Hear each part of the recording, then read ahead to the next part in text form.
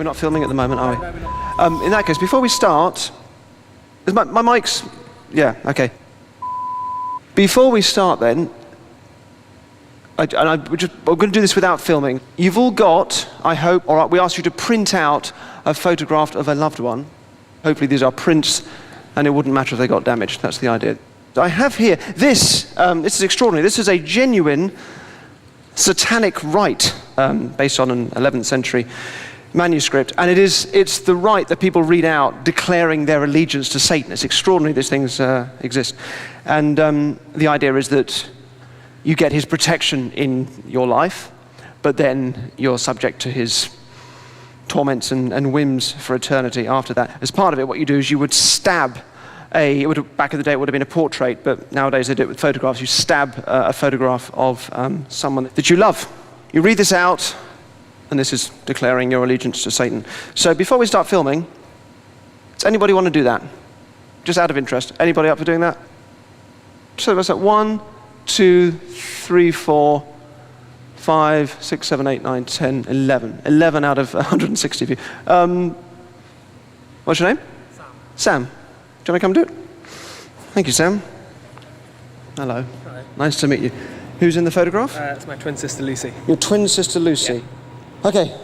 So, the reader, that's you, must place a representation of their loved one onto the table and light a black candle. So would you light the candle for me? Lovely. Wine is poured into the chalice. The reader must take a sip of the wine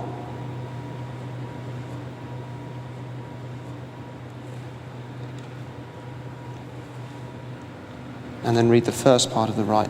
To Master Satan himself, the faceless inferno, I offer my eternal soul forever to suffer in damnation, persecuted in torment for all time by your infernal princes Baphomet, Thoth, and Set.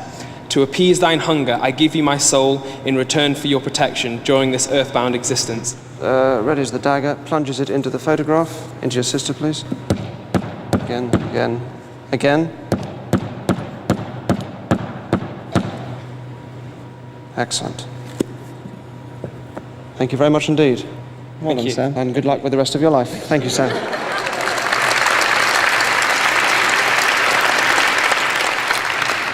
What was of interest to me there, and by the way, Sam, we were filming that. I said we weren't filming it because I didn't want you just to be playing up for the cameras. I want you to do that and genuinely want to do it as opposed to just want to be on TV. You happy with that?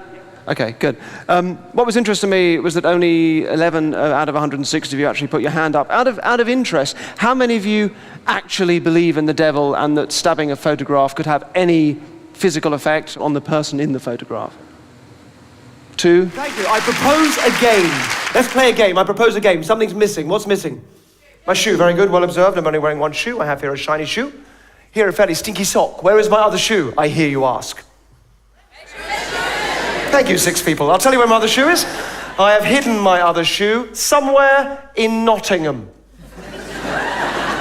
More specifically, in this box here. Or if you like, in this box here, or if you prefer, in that box there. So here's the game. You try and guess which box contains my shoe. If you guess correctly, you win my shoe. You can have it. And I'll perform the whole of the rest of the show wearing only one shoe. That's the game. The game has a name. The name of the game is Darren, please tell me where I might find your other shoe. So without any further ado, let's play a round of Darren, please tell me where I might find your other shoe. Please tell me where I might find Darren's other shoe, if you'd be so kind. Please tell me where I might find his other shoe, if you don't mind. Okay, box number 1, box number 2, box number 3. You're going to vote as an audience with your applause. So applaud if you think it's in box number 1. Thank you. Applaud if you think it's in box number 2. Very good. And if you think it's in number 3, applaud now. Number 3 is wrong. As I'm afraid was your second choice, number 2, also wrong. It was in fact over here in box number 1. Never mind, give yourselves a hand, you did your best. It's not too difficult to manipulate an entire crowd, but the fewer of you there are, the more of a challenge it is. So let's make this a little more difficult and do this with just a couple of you. Put your hand up if you are here with your partner. All right, so I've never quite managed to get this up into the balcony on a first attempt before. Oh, yes! Up you get, stand up, both of you, up you get. You're gonna get a microphone too, should be one just coming along there now. What are your names? Louise and Ian. Louise and Ian. How long have you been together for, Louise and Ian, if those are your real names? Nearly 10 years. Nearly 10 years. Excellent. Good. All right. Excellent. Let's play another round of Darren. Please tell me where I might find your other shoe. Please tell me where I might find Darren's other shoe, if you'd be so kind. Please tell me where I might find his other shoe, if you don't mind. Okay, Louise and Ian. Ian and Louise, I'm going to want a joint decision from you. So one you both agree on, and obviously it goes without saying, it is a completely free choice. Now, what's interesting is this. Ian is on the left, Louise is on the right. So Ian will be naturally drawn to box number 1, the one on the left, and Louise will be naturally drawn to box number 3, the one on the right, because we're drawn to things closest to us. But the reason why this is interesting is that I want a joint decision. So if between them they go for number 1, we can presume that Ian is the dominant partner in this relationship. Because Louise will have submitted to his natural instinct. And likewise, if they go for number 3, we can presume that Louise is the decision maker in this household. Is that clear, both of you, first of all, that we are judging you, yes? Yes. Yes? Academic in this case, because we can hear that he's taken the microphone and decided to speak for both of them. They could, of course, go for number 2, although that to me would suggest a lack of leadership in the household. Any kids then tend to grow up without a strong sense of a moral framework. They end up lazy and listless and what we might think of nowadays as drug addicts, sadly. So, entirely up to you. 1, no, or 3. Joint decision, please, and Ian, don't stand for any nonsense. Go on. 3. Is that a joint decision? No. Right. Secret of 10 happy years, though. Go on. Joint decision, please. You can have number 3 if you like. I just want a joint decision. Number 1. Louise, is that a joint decision? I'm happy to go with that. Happy to go with number 1. Okay, number 1 is wrong. So, what's it going to be? Shit kids or Louise is the best? 3. 3. Do you want to change your mind? No. No! You should always change your mind. I'm sorry you were wrong. You should always change your mind. It was in number 2. Give them a hand, though. I'm sorry. You should always change your mind. And there's a good reason why. There's a good reason why you should always change your mind, which I will explain to you, because I think these things are important, and you won't hear it anywhere else. So let's try this with the most difficult situation of all now, which is just with one person. Downstairs in the stalls, put your hand up if you are a lady here for your birthday. Put your hands up. If I throw this out, can you get that to somebody with their hand up? Doesn't need to be the... Oh, beautifully done. Up you get, madam. What's your name? Abby. Abby. Now, you did catch that right out the air, but we don't know each other, do we? There's nothing going on. Abby. All right. When's your birthday? Today or? Sunday. Sunday? A round of applause for Abby. It was her birthday on Sunday. Okay, that's enough. Got to crack on. Abby. You need to make a decision of 1, 2, or 3, so you can't change your mind. I'm going to ask you to write it down. There's an usher out there in the aisle with a pen and paper. Would you mind, Abby, just heading out? And we'll play one final round of Darren. Please tell me where I might find your other shoe. Darren's footwear must be somewhere. Where could his footwear be? Darren's footwear must be somewhere, but where specifically? Okay, Abby, have you made your mind up? Yep. Okay, so let me tell you what was going on in my head as I put it in one of these boxes. In round number 1, it was in box number 1, yes? And then round number 2 is in box number 2, which leaves box number 3 is the obvious choice for round number 3, but too obvious. You might think we can disregard it because Abby is doing her best not to appear obvious, but that's where it gets interesting, because she will disregard it, but the moment she disregards it, she is then playing the role of somebody trying to catch me out.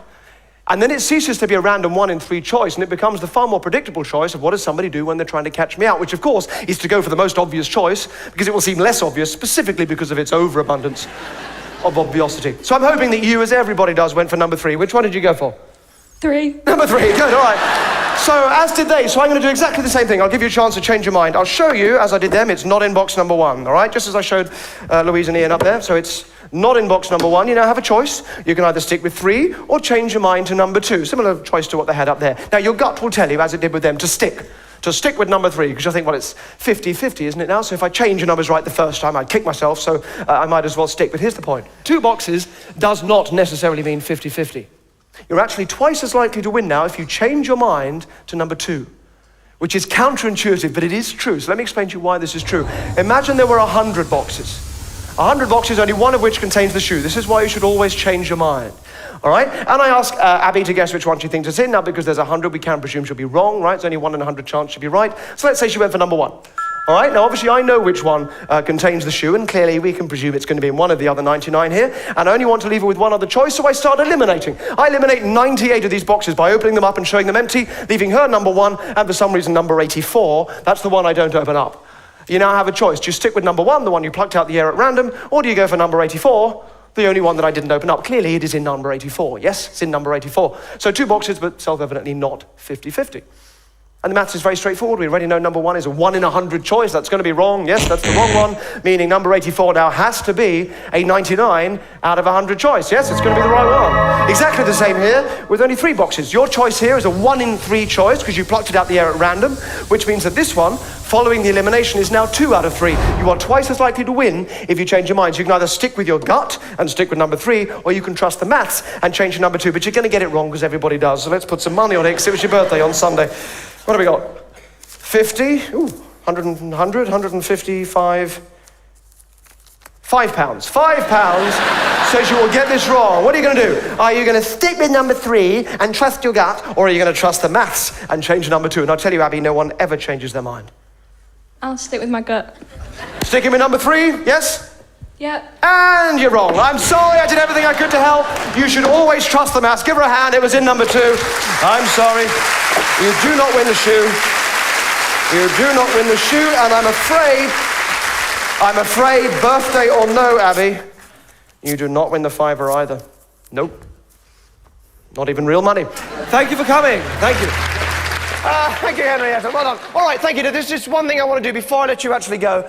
Because I did all that work with the A to Z. I've got it all in my head. There's just one more thing I want to do before you actually go. Where are the cabbies again? Can I just get you to stand up? Thank you. I'm just going to ask you your names. I just need to see you and just hear you for a second. Oh, first of all, I have not met any of you before. I have not spoken with you or met you, correct? No. All right, great. What's your name, please? David. David, thank you, David. Okay, great. Let me just need to look at you for a second. And what's your name? Freddie. Freddie, great to meet you, Freddie. Thank you very much for coming. Okay, and your name, please? Paul. And I'm sorry, you up there? I didn't see you. George.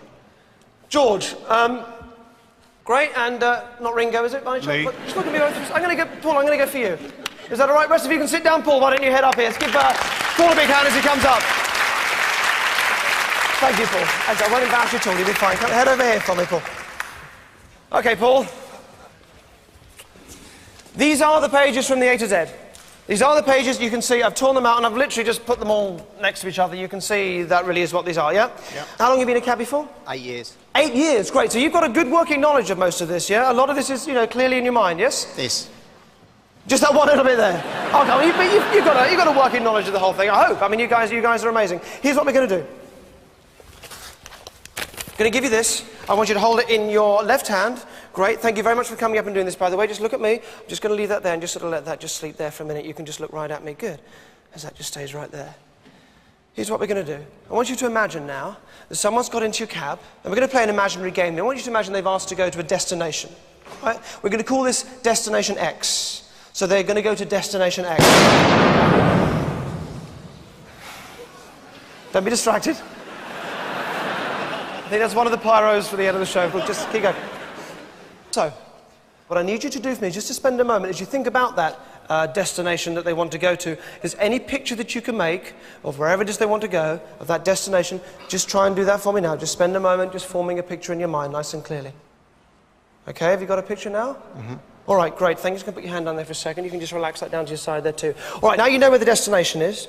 Let's think about the starting point. Let's imagine you're in your cab, but you're no more than 1.5 miles away from Destination X. Okay? So let's imagine that they get in the cab. Now you can see this guy doesn't know London very well. You can see he's rich. And he's foreign as well. Let's be frank, Paul. Let's not mince words. You're going to give him a little bit of a ride, all right? You're going to take him on a bit of a roundabout route to Destination X. Not for a moment does this reflect on you. I'm sure you would never do this, but purely as a kind of an imaginative game, as a thought exercise, you're going to take him on a roundabout route to get from wherever you are to Destination X. Does that make sense? Mm-hmm. Great, okay. So I take your hand here. I want you to look right at me. As I bring your hand up, it's going to let your eyelids just start to close now, just like that. That's great. And as your hand comes down, you can just relax more and just sink right into this for me so you can really sink and just drift. That's great, and just float. And as you do this for me, I'm going to take your hand here, and with your eyes closed, that's perfect. In a moment, I'm just going to touch you on the shoulder, and I want you then to start imagining the journey from the starting point to Destination X, going a roundabout route. Now, the route that you take and the turnings you take are entirely up to you, of course. And you're going to make this up as you go along. All I ask is that as you do it, that you really clearly in your mind visualize and almost feel the turnings that you're taking, whether they're to the left or to the right. So what I'd like you to do is to start that for me now. Visualizing that journey, really taking each turning and just really feeling each time that you take a turning. Visualizing it so you remember this route. Keep going, take your time, you take as long as you like. When you're finished and you've arrived at the destination, you're just going to say, I'm here, and then you're going to open your eyes for me. You take all the time that you need. I'm here. Great, open your eyes for me, put your hand down. Okay, great. Apologise for holding your hand, I know a lot of cabbies are uncomfortable with that, especially when they're driving. Will you just find where you started? Where was your starting point? Will you point that out for me? Where's that? Buckingham Palace. All right, great. So I'm going to put a little cross there at Buckingham Palace. Okay. You're going to talk the route through with me from Buckingham Palace all the way to wherever your destination is. All right? Mm-hmm. Where are we going from here? Just talk me through. We're on Buckingham Palace Road. Do you want to go down there, or where did you end up? Constitution Hill. Constitution Hill, coming along there. So I'm going to start to draw the route, and you're going to tell me where we're going to go. Hyde Park Corner. Hyde Park Corner. Where from Hyde Park Corner? Up Park Lane. Okay, this is the route that you took. Please do not change it. Whatever that route was in your mind, you mustn't change it now, all right? So going up Park Lane, yes? Yep. Right to the top? Yep, to Marble Arch. To Marble Arch. Where now? Bayswater Road. Bayswater Road. So we're going to go along here. We're going down Bayswater Road. Past Lancaster Gate? Yeah, into Notting Hill Gate. To Notting Hill Gate, right to the end here. So now we're here. Where from Notting Hill Gate? Into Holland Park Avenue. Into Holland Park Avenue. So we keep on going straight? Yeah. Right the way across? Yeah. Right the way to Holland Park? Yeah. Are you sure? To Holland Circus, yeah. To Holland Circus. Okay, where next? Where from Holland Park? Straight over. Straight over. Where to? Into Shepherd's Bush Green. Shepherd's Bush Green. Here? Where from here? That's it. That's it? So that was your final destination? Yeah. Okay, that's a bit of a roundabout route. What route would you have normally taken then? Along here and up here. Along there and up there. So you've taken a longer route, which is great. Okay, so thank you for that. What are we talking? How much would that cost? £8. £8 or so, which is a lot more than you normally get for that journey, yeah? Okay, great, okay, that's fantastic. So you end up at Shepherd's Bush Green. Let me write that up there. Shepherd's Bush Green. Okay, and the grid reference for that, can you just check that for me? We're on, just come in so you can check this for me. It's 2E, yes? Yep. 2E and page? 82. 82, yeah, that's 83 that just sort of starts there. So you happy with that? 2E, 82, yes? Yep. Yep, okay. 2E, 82. All right. Does that feel fair? Yep. Yep, okay, I mean, you started anywhere you like. I mean, actually, bearing in mind you could have gone anywhere, you've gone for, if you don't mind me saying, a fairly conservative route. That obviously shows you're a nice guy and an honest cabbie, but that's great. Bearing in mind you had free permission to go anywhere, but you've clearly gone around the houses a bit. Great, that feels fair, yes? Let me show you how fair it was. You've got the envelope behind you there. Open up the envelope. You need to take out a sheet of white folded card. Just take it out and hold on to it. Don't unfold it yet. Just hang on to it for a second for me. Shepherd's Bush Green, 2E82. Yes? Unfold that, show everybody. We've got 2E82 is what it should be. What have you got? 2E82. Spot on. Let me take that for you. 2E82. Have you got that? Thank you very much indeed. Well done. You got it spot on. Thank you. Thank you so much. All right. Wait. It feels weird, doesn't it? Yeah. It feels weird because you could have started anywhere. You started over here by Buckingham Palace. And those turnings that you were taking, the routes that you decided to go left or right, entirely up to you as you went along. You were making that up as you went along, yes? Yep. It feels weird. Open up the envelope as well. Inside there's also there's an acetate sheet, which you would have seen if you take that out for me. And if you open that up, no, not that, just the acetate sheet. Put that back in for a second. Okay, and what is that? What can you see on there? This way round. It says this way round and a red line. Yeah. This was the route that I wanted you to take, the last bit of the journey. If you just lay that over it, that is the route that I wanted you to take, even though I gave you permission to go anywhere you like. You still went in a straight line. Thank you very much indeed. I'm going to give you that. You did it perfectly. One more thing. There is one more thing in there. Just take it out for me. Hang on a second. One more thing. Take it out for me. What is that? A receipt. A cab receipt for how much? £8. For £8. Of course it is. That's me. That's it. She goes back to your seat. Thank you very much indeed. When we're at our most vulnerable, we do tend to stop thinking as rationally, and we tend to grasp at whatever feels like it'll give us comfort, which is fair enough, but it can be exploited. And there was a really important point, first put forward in the 18th century by a philosopher called David Hume, who said, extraordinary claims demand extraordinary evidence.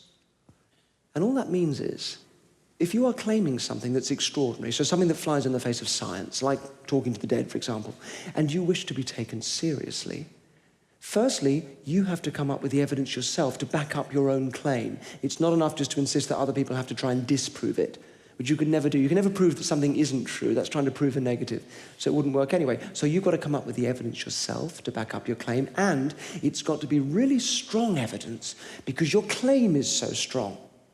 So if, for example, a magician saws a woman in half every night on stage during his show and then starts saying, that isn't a trick, I do it for real. I really do it. I take a woman, any woman, I can do it with any woman. I saw her in half, I use any saw. I pull her into two, and then I put her back together, and I heal her up, and I'm doing it for real. It isn't a trick, and he expects you to believe him. You would say, well, come on, you've got to come up with some pretty strong evidence that you're doing that for real. If you said that, and then he said, you want evidence? Come see my show. I do it every night. That doesn't count. That's not evidence. That's the very thing you're questioning, right? So you would say, well, no, that's all on your terms. Come do the same thing under controlled conditions, and then I'll absolutely believe you. That just means, conditions that are fair for everybody. So if you say you can do it with any woman, we'll provide a woman. Great. If you say you can use any saw, let us provide the saw, and so on. And if you set all that up, and make it absolutely fair for everybody, and then he says, well, I'm not going to do it now because you're skeptical and the energy's all wrong, you can say, well, stop wasting our time, you big baby. So with that in mind, you're all up here because you have a genuine interest in the possibility of mediumship. I would love to show you how it is possible for me or somebody with a similar skill base to seemingly know things about people that you've known who have passed on without, and I promise you, any psychic ability, let alone any contact with the dead. Are you happy for me to do this, first of all? Yes? It won't be with all of you, it'll be with a tiny handful of you, but I hope nonetheless that you all take something from this, all right? And we don't know each other, do we? No. We do not know each other. For that reason, you've written down your first names on cards, which have been collected here in this bowl, so thank you so much for doing that. I'll be plucking your names out as we go along, so I don't know who I'm going to get, thank you. And also, as we do this, I'm going to write things down on bits of paper, on cards, rather, which will get projected up onto the wall behind you. Please don't look at what I've written. I'll show you, but only after you've given your answers. And just have a quick check. It's always worth doing this nowadays, that I'm not wearing any sort of earpiece. Can you see in my ear there? Nothing there? Happy with that one too? All right, it's important you know I'm not being fed any information. Not that it would help me anyway, all right, as you'll see. Okay, with that in mind, let's begin.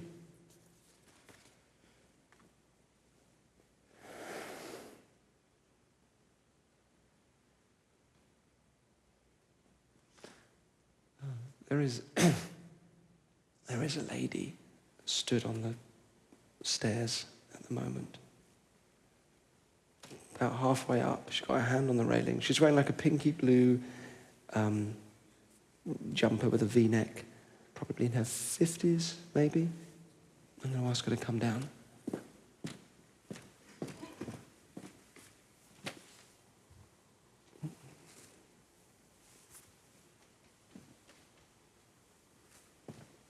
Yeah.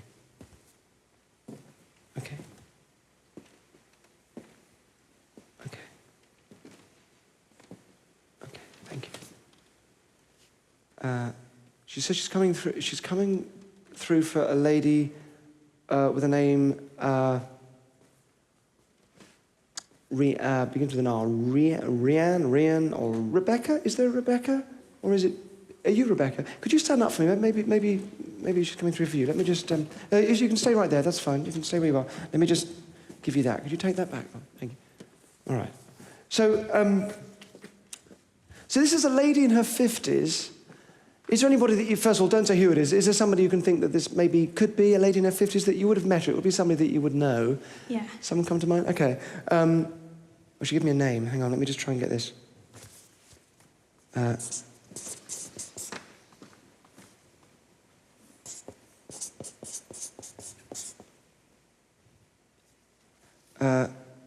I'm guessing she might have been perhaps, I don't know, maybe grandmother or something like that, or, yeah. Do you know, what was your grandma's name? Lillian. Again? Lillian. Lillian. Okay, well, I sort of got Lucy and Lily, so I mean, I think this is probably her. So I think, so Lillian is, she's nodding her head, So Lillian is coming through now for you, Rebecca, so that she can say things to you through me that I couldn't know as proof that she's coming through, all right? It isn't proof, Rebecca. It isn't even the flimsiest form of evidence. It simply doesn't count because these are not controlled conditions for such a claim. Does that make sense? Yeah. Okay, but nonetheless, she's saying, yes. Okay. She's asking if you got the letter. She's asking, did you get the letter, is what she's saying. Yeah. Obviously this means something to you. I wasn't sure what that was. What is it? What letter is she talking about? Before she died, she wrote me a letter. Because I was only 1. You were only 1? Oh, you were little. And so she wrote it for you to read? Yeah. So you did get it and you did read it?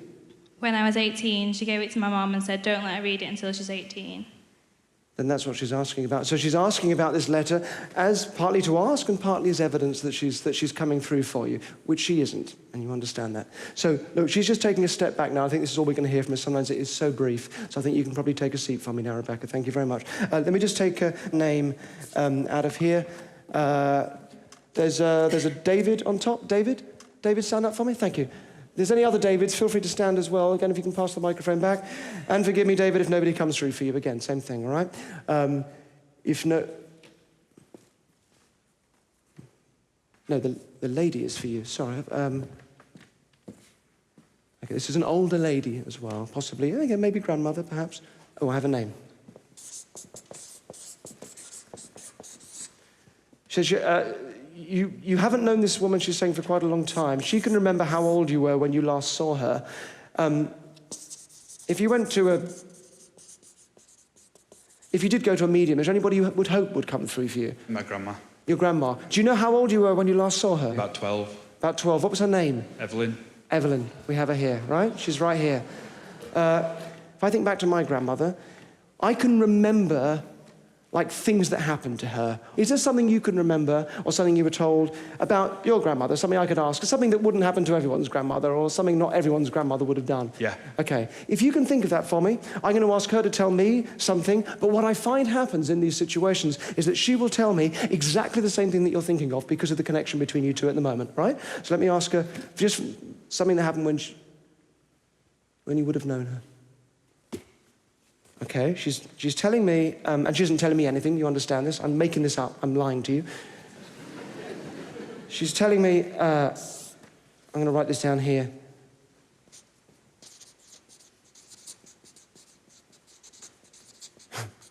Okay, slow down a second, 1 second.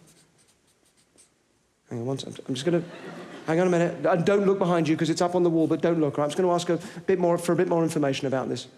Got it, okay.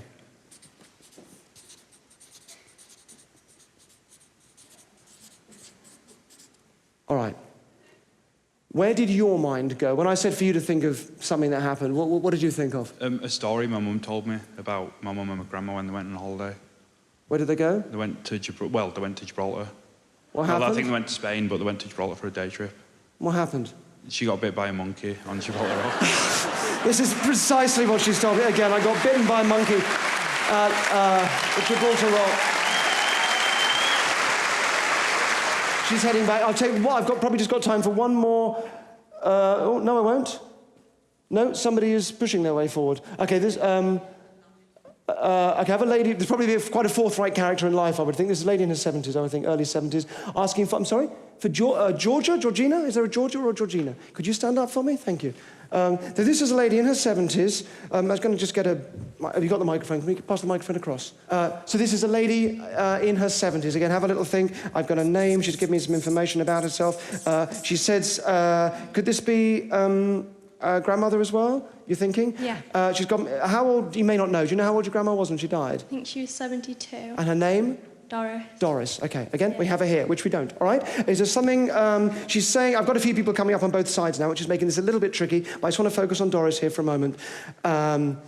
She's saying she got sort of brown hair, which is probably maybe unusual for a lady in her 70s, is that right? Yeah. She's not grey. No. Unusually, not grey hair. I can see her, she's very clearly here, which she isn't, again. I've got people coming up on both sides. She's saying she had a dog, that you'd remember her dog. Yes. Is that right? You'd remember her dog, you liked her dog. People coming up on both sides. I've got a lot of people, I think anybody now that any of you were hoping to contact, I now have coming up on stage. on both sides, as well as the deceased friends and relatives of 2,000 people behind me.